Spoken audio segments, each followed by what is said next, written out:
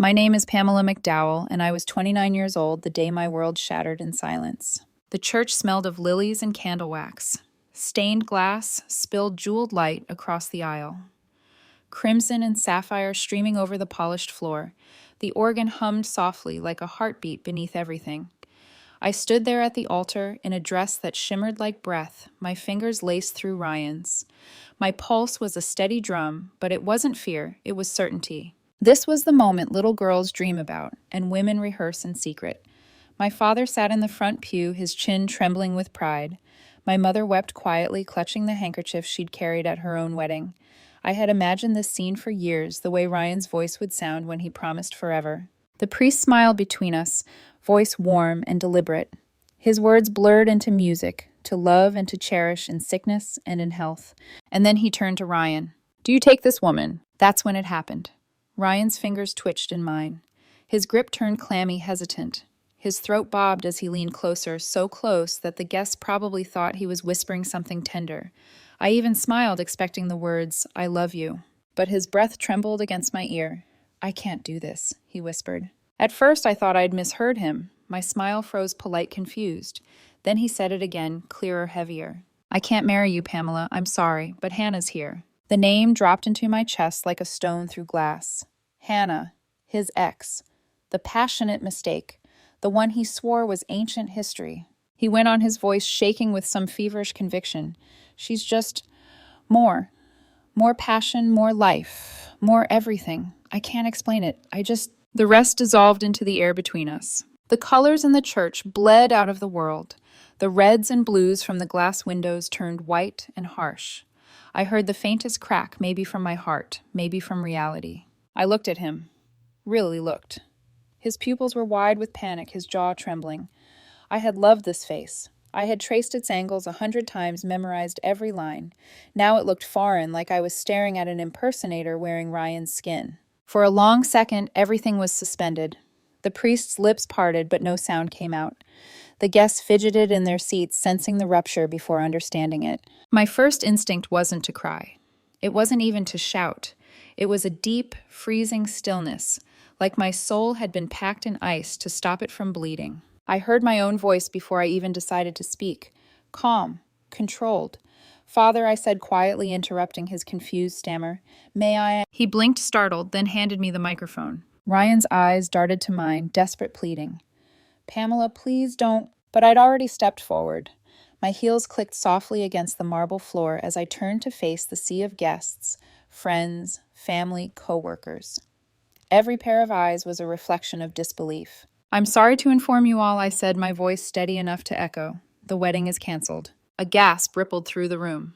I continued, unflinching. "It seems the groom has had a change of heart, but please enjoy the reception. The food and wine are already paid for." There was a brief silence, then a murmur. Someone sobbed. Someone else whispered, "Oh my God." I handed the microphone back to the priest. My fingers were trembling now, but I kept my chin high. Ryan called my name as I turned away, but I didn't look back. The sound of the church doors creaking open cut through the noise like a blade. Sunlight spilled across the aisle. I walked straight through it, through the dust-filled air, through the stairs, through the wreckage of a life I'd built in my mind. Outside, the sky was blindingly blue, ordinary, cruel. The doors closed behind me, muffling the chaos I'd left inside, the gasps, the whispers, his mother crying. I could still hear his voice echoing in my head. "She's just more." I stood on the church steps, the lace of my veil trembling in the wind. A photographer across the street lifted his camera instinctively. Maybe thinking this was still part of the wedding, I turned my face away. For a long moment, I just breathed. In, out, in, out. No tears, not yet.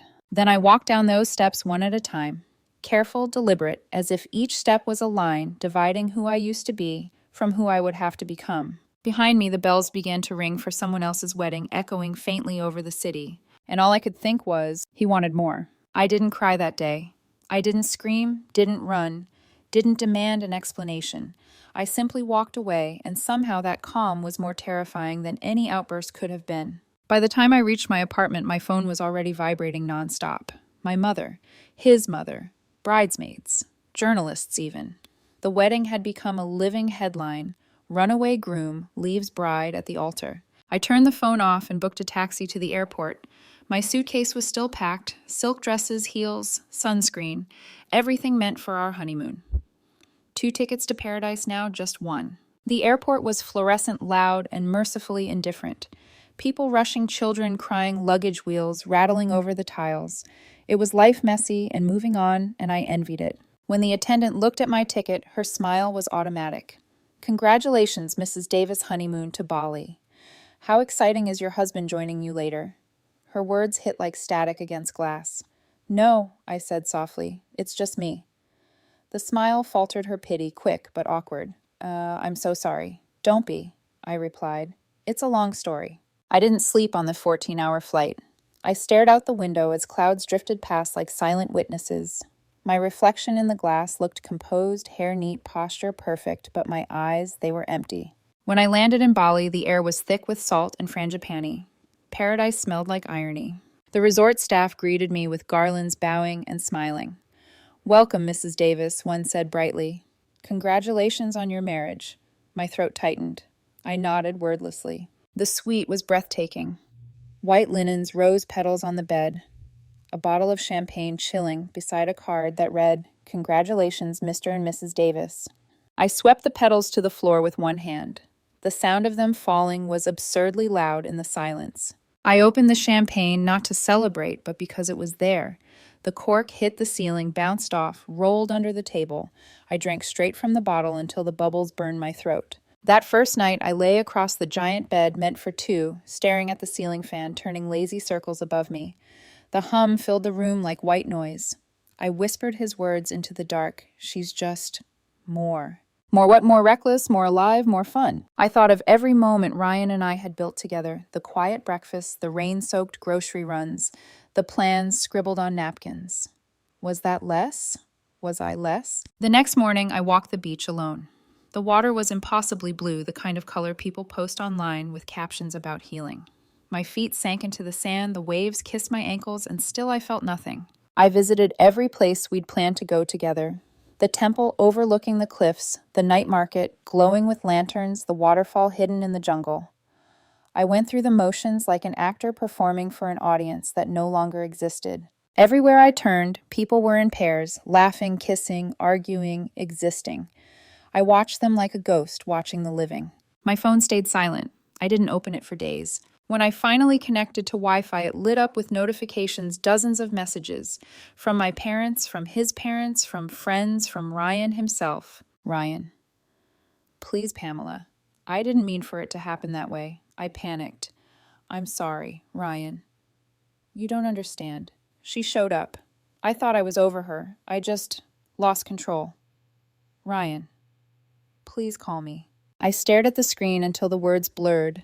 Then I blocked his number. It felt both cowardly and powerful, like slamming a door that should have been closed long ago. I stayed in Bali 2 weeks. I swam in turquoise water until my fingers wrinkled. I ate candlelit dinners alone. I watched sunsets so beautiful they should have healed me, but they didn't. The pain was there just frozen beneath the surface, and I wasn't ready to thaw it yet. I wasn't ready to feel anything.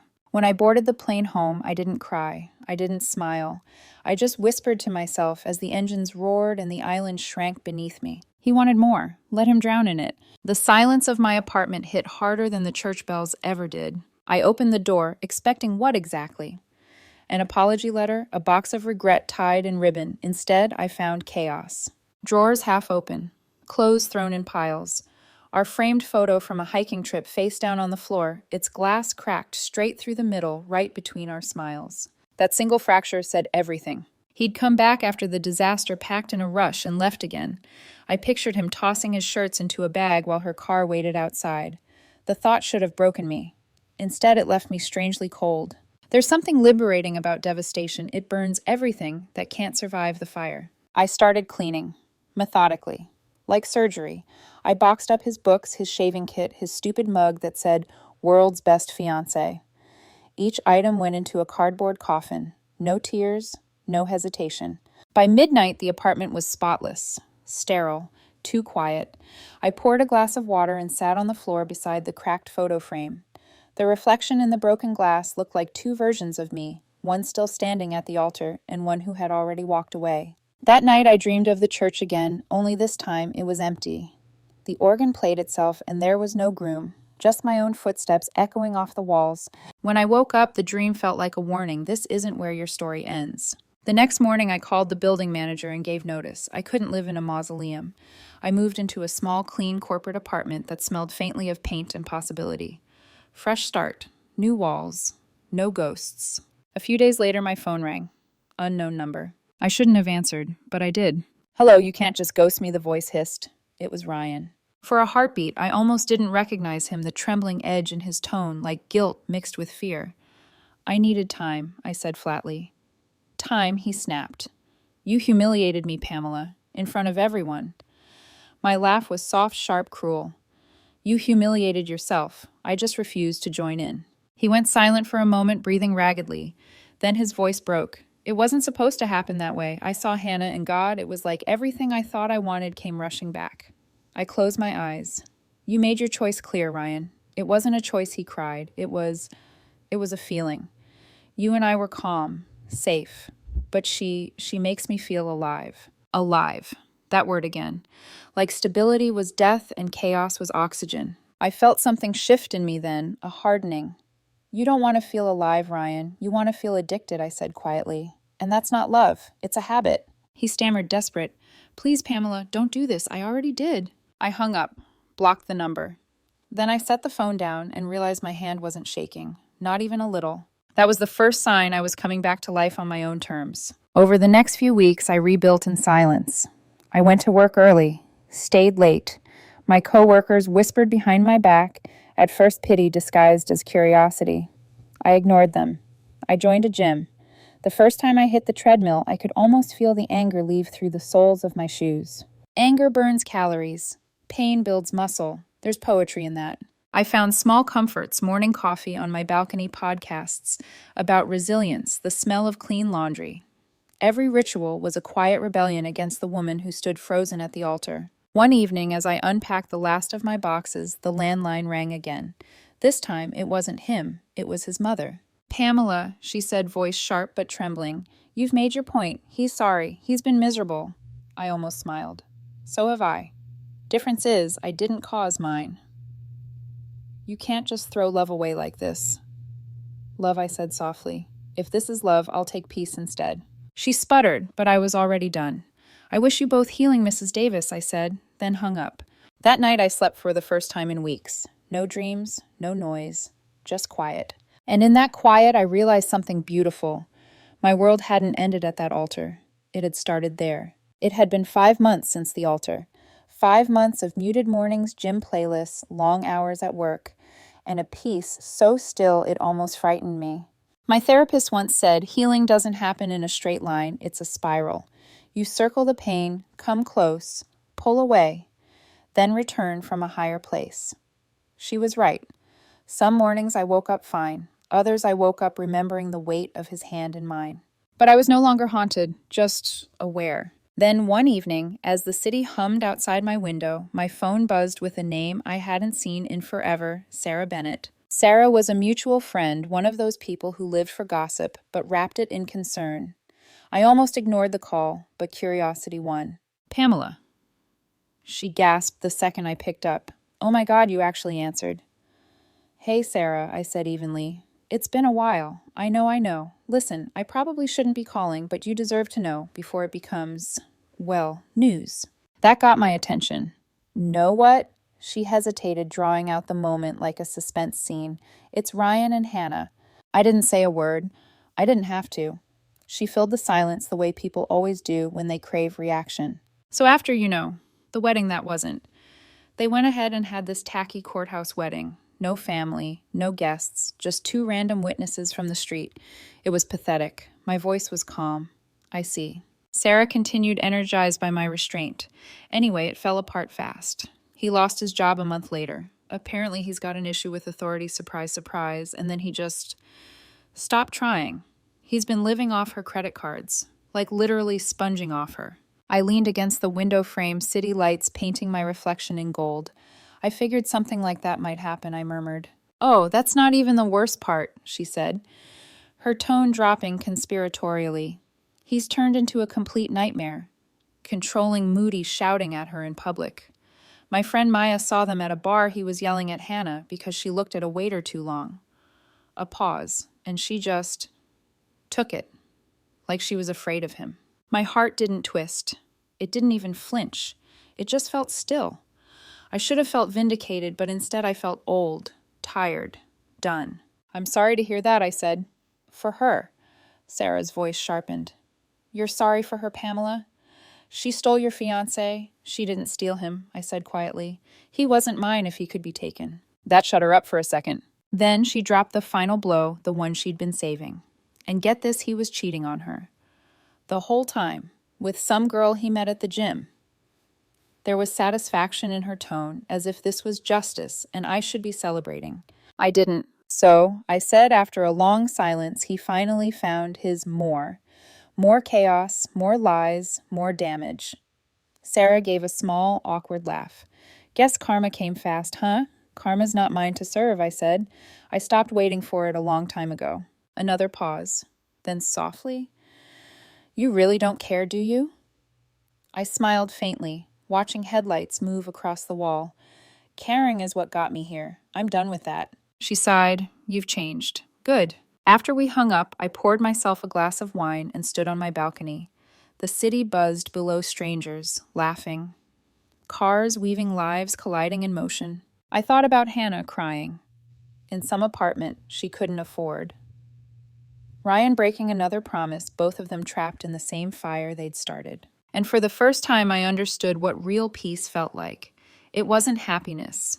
It was absence, the absence of noise, of chaos, of caring about what burned behind me. I didn't want revenge. I didn't even want closure. I just wanted quiet. And that's exactly what I had.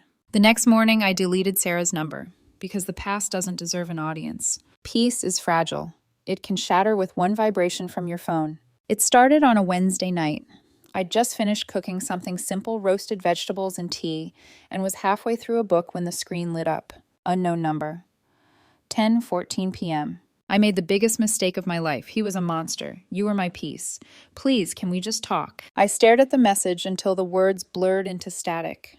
There was no name, but there didn't need to be one. I knew that syntax by heart. I didn't reply. I didn't even feel anger. It was like hearing the echo of a song I'd already forgotten the tune to.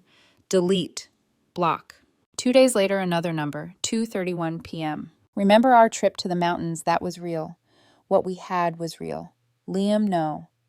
Not Liam. Ryan. I still slip sometimes when I remember the old version of the story. Ryan was a fantasy, a stupid fantasy. I see that now. It was clever, almost surgical, targeting the memory that used to undo me. That weekend in the cabin had been our best snow, outside firelight on his face, laughter muffled under blankets. Now the memory was hollow, like film with no sound. Delete, block. A week passed. Silence returned. Then the tone shifted. Unknown number, 11:07 p.m. So you're just going to ignore me after everything? I guess you never really loved me either. You're just as cold as he said you were. I exhaled slow and steady. There it was, the pivot from apology to accusation. When begging doesn't work, blame becomes the language of regret. She wasn't sorry for what she'd done. She was sorry for what it cost her. I didn't block this one right away. I just stared at the message, the screen's light reflecting on my glass of water. Then a tiny, uninvited smile curved my lips. Delete. That night I slept well. But ghosts don't rest easily. 3 days later, my phone rang again. This time her mother. Pamela came, the voice sharp with righteousness, trembling with nerves. You can't just abandon her now. After what that man did to her, she's broken. You have to forgive her. I pinched the bridge of my nose. Patricia, I said softly. I understand you're hurting for your daughter. But she ended our friendship, not me. She's learned her lesson, Patricia snapped. A real woman doesn't turn her back on another when she's down. That stung, but not the way she intended. It reminded me of every time I'd been told to be softer, quieter, forgiving to the point of self-destruction. I took a slow breath and let my tone turn calm and firm like glass that doesn't bend. I'm sorry you're seeing her in pain, I said, but she built that pain with her choices. It's not my job to fix what she broke. You can't mean that, Patricia whispered. I do, and this will be the last time we speak. Click. I blocked the number before she could call back. For a while I stood there, phone in hand, staring at my reflection in the darkened window. The woman looking back at me wasn't the trembling bride from the altar. She was still measured steady. I realized something profound. Then peace isn't found in forgiveness or revenge. It's found in indifference. When their words no longer sting, when their names no longer echo, when your silence becomes heavier than their noise, that's freedom. That night, I turned off my phone, lit a candle, and wrote in my journal. They wanted my forgiveness, but what they really wanted was my attention, and I owe them neither. Then I blew out the candle, and for the first time in a year, my sleep was dreamless. A year passed before I even realized it had. Time didn't heal everything, it just made the wounds less noisy. The ghost calls stopped. The whispers faded. And one morning I woke up and noticed something I hadn't felt in a long time light. It was streaming through my apartment window, catching on the rim of my coffee mug, warm and simple. I had survived the noise, and in the quiet that followed, I began to rebuild. Work became my sanctuary first. I wasn't hiding behind my career. I was rediscovering my worth in it. Each project, each presentation, each solved problem reminded me that competence is its own form of beauty. My coworkers started asking for my opinion more. My boss mentioned promotion in passing. It didn't thrill me, but it anchored me. Then came the gym. At first, I went to exhaust my body so my mind would stop spinning. But soon I began to enjoy it, the rhythm of movement, the music in my ears, the silence afterward. Every drop of sweat felt like anger leaving my skin. Every rep rebuilt a small piece of me that had been shattered at that altar. I stopped checking social media altogether. No photos of him, no rumors, no reminders. When people mentioned his name in passing, I no longer flinched. It became just another sound in the air. And somewhere between late nights at work and early morning jogs, I met Michael Bennett. He was an architect we hired for a new design project, a man whose calm felt earned, not practiced. He laughed easily, but there was substance behind his eyes. He noticed small things when I changed my perfume, when I looked tired but pretended not to be. The first time he asked me out for coffee, I almost said no. Habit, maybe. Fear. But something in his tone, gentle, patient, made it easy to say yes. Coffee turned into dinner. Dinner turned into Sunday walks. And for once, there were no fireworks, no dizzying highs or shattering lows, just warmth. Steady, honest warmth. One night, as we walked along the riverside, he asked softly, "Were you ever married?" The question caught me off guard. The truth was tangled in silence for a moment. "No," I said finally, my voice steady. "Almost." He nodded, not pushing for details. "Almost can be harder than yes or no." "That's true," I murmured. Then he smiled gently. "But almost means there's still room for something better." That stayed with me. For the first time, I felt seen not for my history, but for who I was despite it. Weeks turned into months. The winter air softened. My therapist noticed the shift before I did. "You're not talking about him anymore," she said with a small smile. "I guess I ran out of things to say," I replied. My apartment looked different now, bright, uncluttered, full of small tokens of a life I chose. Plants that didn't die, artwork. I'd bought for myself a record player that filled the evenings with soft jazz instead of silence. One night, while washing dishes, I caught my reflection in the kitchen window. For a split second, I didn't recognize myself. There was no exhaustion in my face, no ache behind my eyes, just calm. That's when I realized healing doesn't mean forgetting. It means remembering without pain. The next morning, Michael left a small envelope on my desk. Inside was a hand-drawn sketch of a house. Nothing grand, just a quiet place near the woods with big windows and a wraparound porch. Underneath it, he'd written, "When we're ready to build." I smiled, tracing the lines of the drawing with my thumb. It didn't feel like a proposal. It felt like a promise, steady, patient, real. That evening, as I watched the sunset spill through the blinds, I whispered to myself, "I no longer dream of closure, I live it." It happened on a Friday night. The kind of night that glows soft jazz, champagne flutes, clinking laughter, bouncing off white walls and polished floors.